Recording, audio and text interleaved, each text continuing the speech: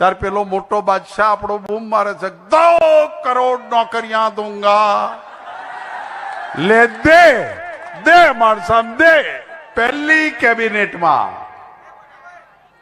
લોકો મને કહે છે કે જગદીશભાઈ પહેલી કેબિનેટમાં આવું કેમ? મેં કીધું અમારે ચોથો જ ઘેર પડે છે, પેલો બીજો ઘેર જ નહીં. પહેલી કેબિનેટમાં ગુજરાતના ખેડૂતોનું 3 લાખ રૂપિયા સુધીનું દેવું માફ કરવા માટેનું વચન. ધન્યવાદ. આ બેન દીકરીઓ બેઠા છે, પૂછો એમને દીકરીને ભણાવવું કેટલું કાઠું છે, દીકરાને ભણાવવું કેટલું કાઠું છે. ગુજરાતમાં કોંગ્રેસની સરકાર બેસે એના 1 મહિનામાં કોઈ પણ સમાજની કોઈ પણ દીકરીને પહેલા ધોરણથી જેટલું ભણવું હોય એટલું ભણે. કન્યા કેળવણી મફત. ખેડૂતને વીજ બિલમાં રાહત. અત્યારે જે દવાખાનું આવે છે, સામાન્ય તાવ આવે તો 15-20 હજાર રૂપિયા થાય છે. ઘરના છોકરાઓ જે ગલ્લો રાખતા હોય એ ગલ્લો ફોડીએ ત્યારે તો દવાખાનાનું બિલ ભરાય છે. અને એટલે 10 લાખ રૂપિયા સુધીનો કોઈ પણ મોટો રોગ થાય, કોઈ પણ મોટા ઓપરેશન કરવા પડે અને દવાખાનું થાય ત્યારે 10 લાખ સુધીનું દવાખાનું મફતની ગુજરાતનો પ્રદેશ પ્રમુખ જાહેરાત કરે છે. એ ગુજરાતના જેટલા પ્રજાજનો છે એનો જેટલો પ્રીમિયમ ભરવાનું થશે એ કોંગ્રેસની સરકાર ભરશે. 3000 માધ્યમિક શાળાની સ્કૂલો બનાવવા માટે અંગ્રેજી માધ્યમિક શાળાની સ્કૂલો બનાવીશું.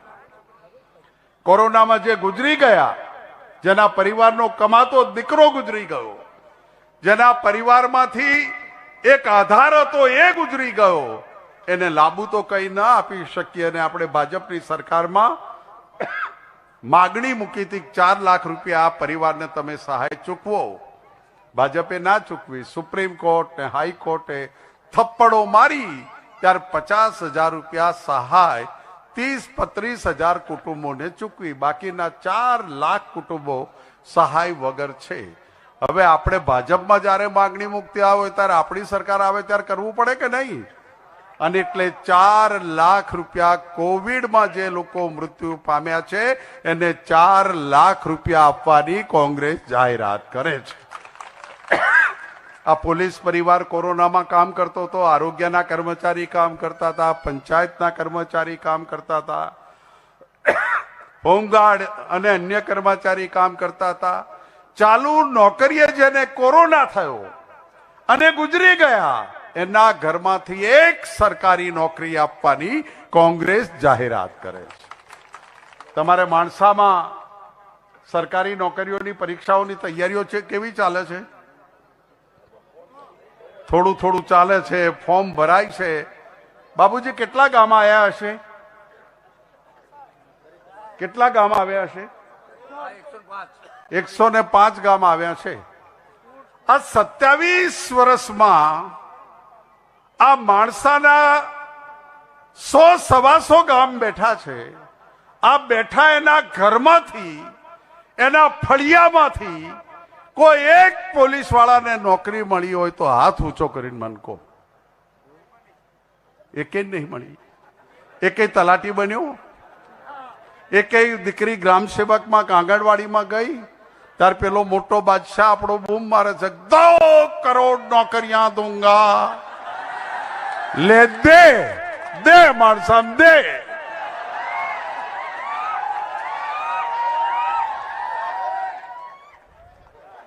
મને પત્રકારો કહેતા હતા, મને કે સાહેબ મારું બેટું આ અઠવાડિયામાં થયું શું?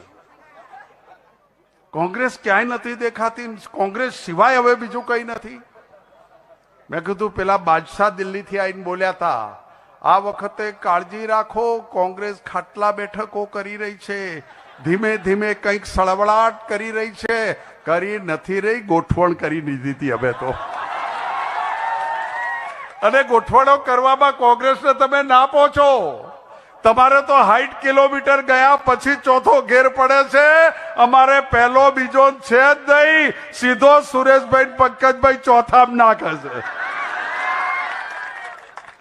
અને એટલે આ બહેનોને પૂછો કે દીકરી 22-23 વર્ષે વિધવા થાય તો શું પરિસ્થિતિ છે? 2-3 દીકરાની માં હોય, 22-23 વર્ષે દીકરી વિધવા થાય, પિયરમાં એનું નભાવે એવી વ્યવસ્થા ના હોય, સાસરીમાં એના પરિવારને કેમ ચલાવવો એની ચિંતા હોય, અને એ દીકરીઓને જે કામ કરવું પડે છે, જે મજૂરી કરવી પડે છે, અને બાળકોને મોટા કરવા પડે છે, એ દીકરીઓ માટે કોંગ્રેસ નક્કી કરીને આવી છે કે આજે જે વિધવા સહાય લેતા લેતા હાથ ભાવ બગડે તો એ સહાય નથી મળતી, એટલા કાગળો કરવા પડે છે. તલાટીનો દાખલો ને એના વાહના 2 જણા સહી કરીને આપે કે આ વિધવા દીકરી આ દિવસે એના પતિનું મૃત્યુ થયું છે, આજે વિધવા સહાય મળે છે, એના કરતા 4 ગણી વિધવા સહાય આપવાનું કોંગ્રેસ વચન આપે છે. અને એવા નિયમો નહીં કે 21 વર્ષનો દીકરો થઈ જાય એટલે વિધવા સહાય બંધ. 21 વર્ષનો દીકરો થઈ જાય ને પરણાયા પછી માહામું ના જોવે તો એ દીકરી જીવે ત્યાં સુધી ગુજરાતની કોંગ્રેસની સરકાર એની વિધવા સહાય બંધ નહીં કરે, આ વચન કોંગ્રેસ આપે છે. આ દીકરીઓની સામે જોવો તો ભગવાન રાજી રહે, પણ પેલા તો ઉદ્યોગપતિઓની સામે જોઈએ, માલદારમાં લોકોની સામે જોવે. અને એટલા માટે બધા કહેતા હતા કે કોંગ્રેસ વેચાઈ ગઈ છે, કોંગ્રેસમાં કઈ દમ નથી, કોંગ્રેસમાં નેતાગીરી નથી. પેપરો વાળા આજે લખે છે, ટીવી વાળા આજે બોલે છે, આ કોંગ્રેસના કાર્યકરમાં તાકાત નથી, કોંગ્રેસનું સંગઠન નથી, કોંગ્રેસનો કાર્યકર નથી, નેતા નથી. તો આખા દિલ્હીનો જે મોટો બાદશાહ અને વજીર આજે જે માણસામાં આવ્યો છે,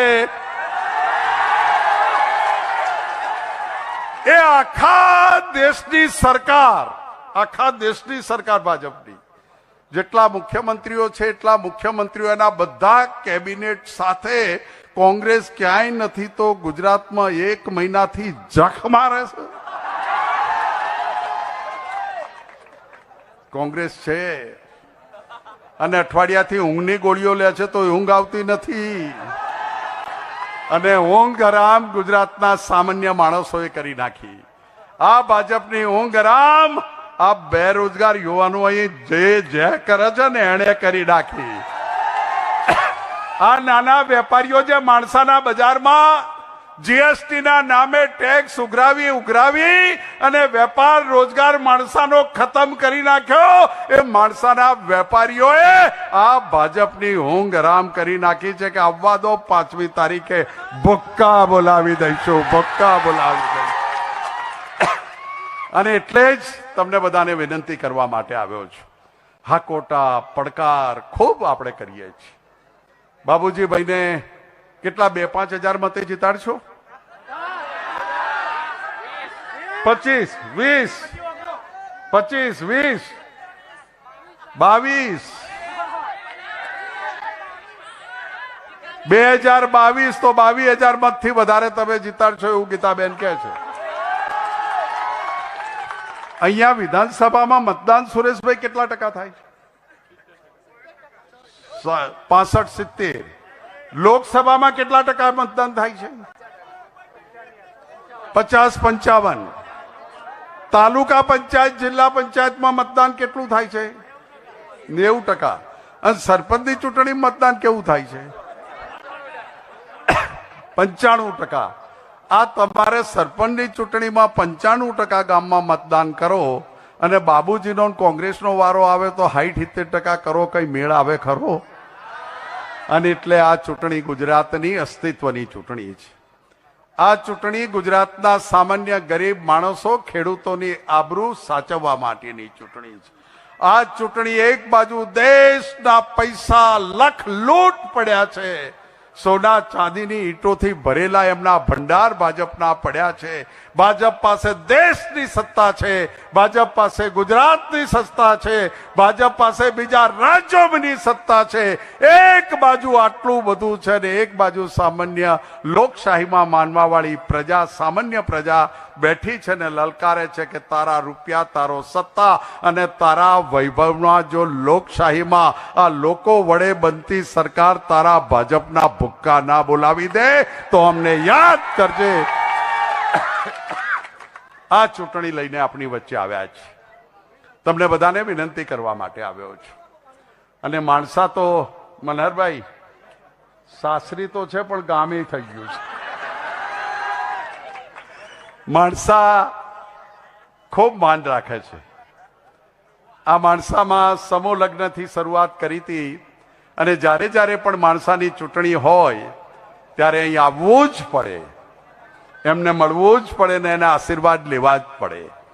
આ વખતે મને કહેતા આનંદ થાય છે કે ગાંધીનગરની 5 ધારાસભાની સીટો કોંગ્રેસ જીતે છે, વટથી જીતે છે અને તાકાતથી જીતે છે. રાજકારણ કરવું હોય તો બાબુજી જેવું રાજકારણ કરજો, સુરેશભાઈ પટેલ જેવું રાજકારણ કરજો, આ પંકજ પટેલ બેઠા છે એવું રાજકારણ કરજો. અહીંયા ચૌધરી સમાજના, અન્ય સમાજના આગેવાનો, રાજપૂત સમાજના બેઠા છે એવું રાજકારણ કરજો. મને લાગે 8 મહિના માટે હતા ને તમે, 6 મહિના, અને પછી વારો ના આવ્યો તોય કોંગ્રેસ. આ 6 મહિના ધારાસભ્ય બન્યા અને ફરીથી ટિકિટ ના મળી તોય જે આયા એને બાબુજીએ જીતાડ્યા. અને સુરેશભાઈને એમ થયું કે આ માણસ આવું બધું છોડે છે, લે હું આ વખત રહેવા દઉં, બાબુજીને બેહાડું. આ છે કોંગ્રેસ, આ છે કોંગ્રેસ.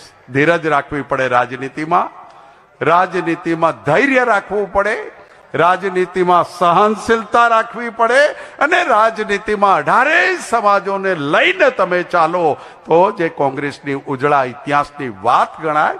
અને એટલા માટે તમને સૌને વિનંતી કરવા માટે આવ્યો છું.